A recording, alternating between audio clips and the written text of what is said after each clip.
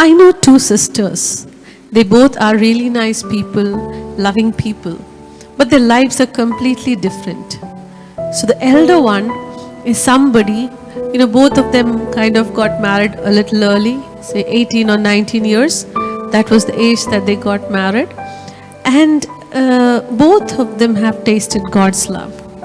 Now, both of them get married to two families, and both the places, their spouses were really difficult people. The elder one got married to somebody who was more into addiction, and who had a lot of challenges, and he would not work, he would not earn, and she had to beg for many of her needs. She had to be quiet. She was put to shame because of him in many places. And finally she came back with him to stay in her mother's place. So first of all, he was not taking care of them, and secondly, he had all these habits, and third, there was so much of shame, because of that kind of a scenario. And on the other end, the younger one got married to somebody who would work, who would feed them, but he had a very angry persona. He would not talk to her. He would always be like that rude person. For him, smiling was one most difficult thing. He never, would beat her up or anything. But she would never feel connected because there was always this distance. So both of them, two different scenarios, two different stories, but both of them were under a curse. Their mothers also faced these kind of things in their family life. Yeah? And so both of them, in God's time, God's way, they both came to faith. And they both believed in God. And as the word of God says, when you go through difficult times is when you look for God. And that's how people of God are.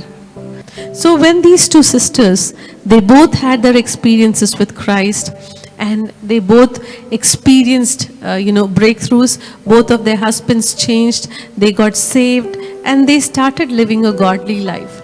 But there were certain practices in their lives that didn't change.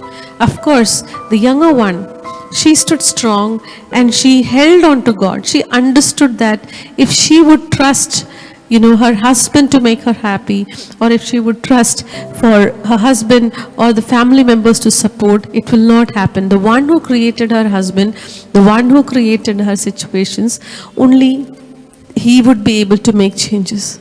But the elder one, when things were good, they lived happily, things were good, they just went on. But they forgot God in between. When they saw that situations are all fine, they started, backsliding. And they started, for them, when things are good, so they were having a job, they had a house, they had things, they bought things, they were have a well-off life. However, when they got everything, they forgot the one who gave them everything. They just went on, and suddenly they realized that they are back into debt, and it is, way beyond what they had before. But on the other hand, the younger sister, for everything she would go back to God. And one thing I remember her telling me so many times, no matter what happens, I don't want to leave this God who took me out of the miry clay and who made me stand upon the rock. Instead of the riches that her God gave her, she held on to this God.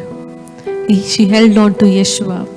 Today, the elder sister is back to situations, beyond what they were before. But the younger one is still flourishing. Her children are growing. They have accepted the Lord. They have their own house. They have their own work. They have everything, and they are working for the Lord today.